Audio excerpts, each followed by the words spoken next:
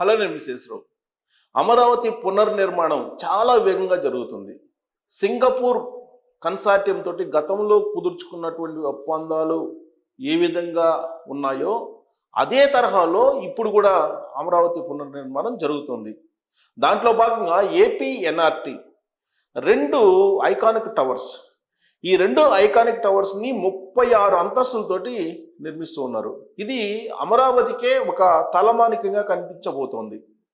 దీని నుంచి చూస్తే 300 డిగ్రీల వ్యాసంలో 300 డిగ్రీల్లో అమరావతి కనిపించేలాగా దాని సాంకేతికతను రూపకల్పన చేశారు. గతంలోనే 2014 నుంచి 19 వరకు చంద్రబాబు నాయుడు గారు ముఖ్యమంత్రిగా ఉన్నప్పుడు ఏపీ ఎన్ఆర్టీ టవర్స్ని నిర్మించడానికి పూనుకున్నారు. అప్పట్లోనే దాని ఫ్లాట్స్ని ఓపెన్ ఆక్షన్ వేస్తే కొన్ని అవర్స్లో దాన్ని కొనుగోలు చేశారు. దాదాపుగా 33 అంతస్తులతో నిర్మిస్తున్నారు దీన్ని. అయితే అప్పుడు ఏపీ అన్నట్టు 33 కోట్ల రూపాయలని అప్పుడే డబ్బు చెల్లించారు. దాదాపు 104 మంది ఏపీ ఎన్ఆర్ఐలు, ఆంధ్రప్రదేశ్ ప్రవాసాలు ఎవరైతే విదేశాల్లో ఉన్నారో ఆంధ్రప్రదేశ్కి సంబంధించినటువంటి వాళ్ళు 33 కోట్ల రూపాయలు చెల్లించారు దానికోసం. టెండర్లో ఆక్షన్లో పార్టిసిపేట్ చేసి కొన్ని అవర్స్లోనే హాట్ కేకుల్లాగా అమ్ముడుపోయాయి. అప్పుడు దానికి కారణం ఏంటంటే అక్కడ రెసిడెన్షియల్కి అలాగే వాణిజ్య సముదాయం రెండు కలిపి ఉంటాయి. అక్కడ 30,000 మందికి ఉద్యోగాలు కల్పించేలాగా అక్కడ కంపెనీలను ఏర్పాటు చేసుకుంటూ అదే టవర్స్లో నివాసం కూడా ఉండేలాగా ఏర్పాటు చేశారు. అక్కడ అంటే కొన్ని అంతస్తుల్లోనేమో రెసిడెన్షియల్ ఫ్లాట్స్, కొన్ని అంతస్తుల్లోనేమో కమర్షియల్, పైనేమో టాప్లో 4 ఫ్లోర్లో 36 ఫ్లోర్లో టాప్ 4లో ఒకవైపు రెసిడెన్షియల్, మరొక వైపు ఏమో కంపెనీలు. వాటి కింద ప్రతి ఫ్లోర్లకు కూడా 2 ఫ్లాట్స్, ఒక టవర్లో 2 ఫ్లాట్స్ ఒక ఫ్లోర్కి. ఇలా డిజైన్ తోటి దాన్ని నిర్మించాలని అనుకున్నారు. ఆ డిజైన్ని అనౌన్స్ చేశారు. టెండర్లు కూడా అప్పుడు ఆల్రెడీ టెండర్లు పిలిచే స్థాయికి వచ్చింది. అప్పుడు 30 కోట్ల రూపాయలు సుమారుగా వాళ్ళు కట్టారు కూడా. కాకపోతే అదే సమయంలో 2019లో జగన్మోహన్ రెడ్డి గారు ముఖ్యమంత్రి అయ్యారు. దాంతో అమరావతి ప్రాజెక్ట్ కుప్పగూలిపోయింది. రాజధాని ఎక్కడ అనేది తెలియనటువంటి పరిస్థితికి వెళ్ళిపోయింది. 3 రాజధానుల కాన్సెప్ట్ని జగన్మోహన్ రెడ్డి గారు తీసుకొచ్చారు. కాకపోతే 2024లో మళ్ళీ కూటమి ప్రభుత్వం వచ్చింది కాబట్టి అమరావతి రాజధాని పునర్నిర్మాణం జరుగుతున్నటువంటి క్రమంలో మళ్ళీ పూర్వ వైభవం దిశగా ఏపీ ఎన్ఆర్టీ నిర్మాణానికి టెండర్లు పిలిచారు. ఈ నెల 10వ తారీఖున టెండర్లని ఫైనల్ చేయబోతున్నారు. సో కాబట్టి ఇక ఏపీ ఎన్ఆర్టీని ఎవరు ఆపేటువంటి పరిస్థితి కూడా ఉండదు. అక్కడ ఐకానిక్ టవర్స్గా కనిపిస్తుంటాయి అమరావతిలో. ఒక్కొక్క సిటీకి కొన్ని ఐకానిక్గా కనిపిస్తూ ఉంటాయి. ఇప్పుడు హైదరాబాద్ అనగానే మనకు గుర్తొచ్చేది హైటెక్ సిటీ. ఇప్పుడు హైరైజెస్ బిల్డింగ్ బోల్డ్ అన్ని వచ్చాయి హైదరాబాద్లో, కానీ ఒక ఐకానిక్ నిర్మాణంగా కనిపించేది హైటెక్ సిటీ. అలానే అమరావతిలో ఏదైనా ఐకానిక్ టవర్స్ ఉన్నాయంటే అవి ఏపీ ఎన్ఆర్టీ టవర్స్. వాటిని చాలా ఖరీదుగా, విలాసవంతంగా, సౌకర్యవంతంగా నిర్మించడానికి పూనుకున్నారు. ఇవంతా పూర్తిగా ఆంధ్రప్రదేశ్లో ఉండేటువంటి ఎన్ఆర్ఐలకు సంబంధించినటువంటి నిధులతోటే దాన్ని నిర్మిస్తూ ఉన్నారు. మరోవైపు అమరావతి పునర్నిర్మాణం కోసం సుమారుగా 60,000 కోట్ల రూపాయల విలువైనటువంటి పనులకు టెండర్లు కాల్ఫర్ చేశారు. టెండర్లు ఫైనల్ అయిపోయాయి. వరల్డ్ బ్యాంక్ నుంచి, ఏషియన్ డెవలప్మెంట్ బ్యాంక్ నుంచి, కేంద్ర ప్రభుత్వం నుంచి ఇలా రకరకాలుగా అమౌంట్స్ని సమీకరించి అమరావతిలో 3 షిఫ్ట్లలో పనులు జరుగుతున్నాయి. దీంతో అక్కడికి రావడానికి పోటీ పడుతున్నటువంటి పారిశ్రామికవేత్తలు అనేక మంది ఉన్నారు, విద్యావేత్తలు ఉన్నారు, అలాగే వివిధ రంగాల్లో బాగా నాలెడ్జ్ ఉన్నటువంటి వాళ్ళు ఇప్పుడు అమరావతి వైపు చూస్తున్నారు. దాంట్లో ప్రత్యేకించి ఇప్పుడు ఆతిథ్య రంగానికి సంబంధించి కాన్సన్ట్రేషన్ చేస్తున్నారు. స్టార్ హోటల్స్ని నిర్మించాలి అనేటువంటి ఆలోచన చేస్తూ తాజ్, ఒబెరాయ్ గ్రూప్స్ పోటీ పడుతూ ఉన్నాయి. ప్రస్తుతం అమరావతికి రావాలంటే, అమరావతిలో విడిది చేయాలంటే సమీపంలో ఉండేటువంటి విజయవాడ కన్నా వెళ్ళాలి, లేదా గుంటూరు కన్నా వెళ్ళాలి. అక్కడే హోటల్స్ ఉన్నాయి, ఆ హోటల్స్లో స్టే చేయాలి. అలా కాకుండా అమరావతిలోనే 7 స్టార్ హోటల్స్ నిర్మించాలి అనేటువంటి ఆలోచన ఇప్పుడు ఒబెరాయ్ అలాగే తాజ్ గ్రూపులు చేస్తూ ఉన్నాయి. ఈ 7 స్టార్ హోటల్స్ కనుక నిర్మిస్తే వచ్చేటువంటి అతిథులకి అక్కడ విడిది చేసేటువంటి అవకాశం ఉంటుంది.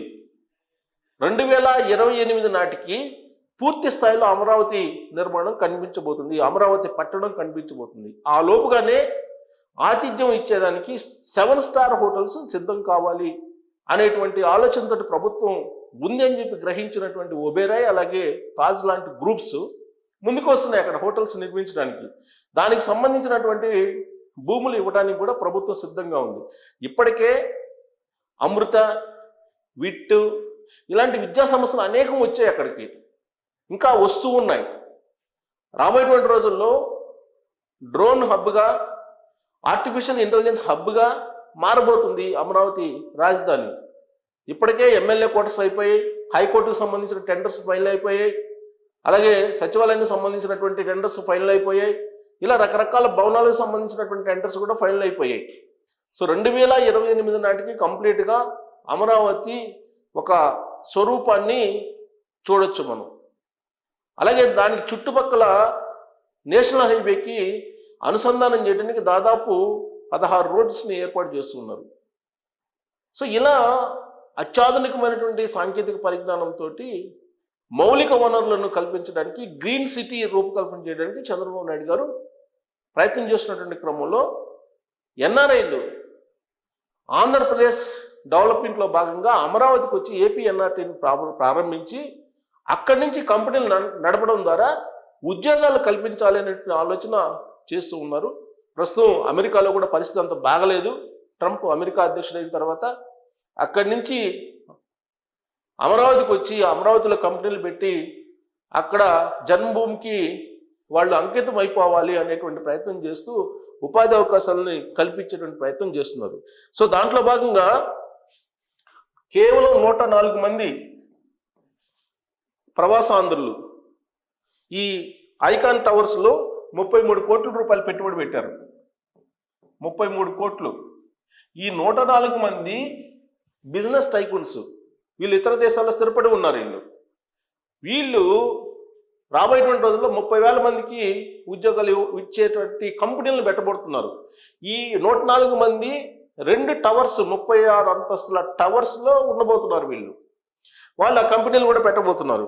సో దాని నిర్మాణం ఎలా ఉంటుంది ఏంటి అనేది చూసాయిగా కనుక మనం చూస్తే ఈ 2 టవర్లను కలుపుతూ ఒక 4 అంతస్తులు మాత్రం నిర్మిస్తారు. దీన్ని పూర్తిగా వాణిజ్య పైన 4 అంతస్తులు, ఒక 4 ఫ్లోర్లు మాత్రం, 4 ఫ్లోర్లు, ఈ 4 ఫ్లోర్లు మాత్రం ఈ 2 టవర్స్ని కలుపుతూ నిర్మిస్తారు. 2 టవర్స్ని కలుపుతూ నిర్మిస్తారు. అక్కడ వాణిజ్యానికి ఉపయోగిస్తారు. ఇక 2 టవర్ల మధ్య ఒక గ్లోబ్ని ఏర్పాటు చేస్తారు. ఒక గ్లోబ్ని ఏర్పాటు చేస్తారు. ఈ గ్లోబ్ నుంచి మనం అమరావతిని చూడాలంటే రాజధాని ప్రాంతాన్ని 360 డిగ్రీల్లో కనిపిస్తుంది. అంటే మీరు ఎటు చూసినా అమరావతి కనిపిస్తుంది ఆ గ్లోబ్ నుంచి. ఆ 2 టవర్ల మధ్య ఏర్పాటు చేసేటువంటి గ్లోబ్ మధ్యలో నుంచి మీరు ఎటు చూసినా 360 డిగ్రీల్లో ఎటు చూసినా కానీ మీకు అమరావతి కనిపించేలాగా దాని డిజైన్ ఉంది. ఈ గ్లోబ్లో 10 నుంచి 12,000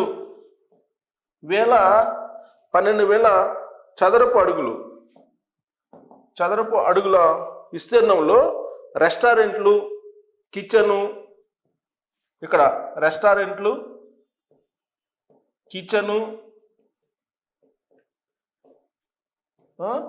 ఇతర ఎగ్జిక్యూటివ్ డైనింగ్ హాలు, లాంజీ ఇవన్నీ ఉంటాయి అక్కడ. ఈ మొత్తం ఏర్పాటు చేస్తారు ఈ 12,000 ఈ గ్లోబ్ మధ్యలో. సో అక్కడి నుంచి మొత్తం వ్యూ చూడొచ్చు అన్నమాట, అమరావతి వ్యూను. ఈ ప్రత్యేకంగా ఎన్ఆర్టీ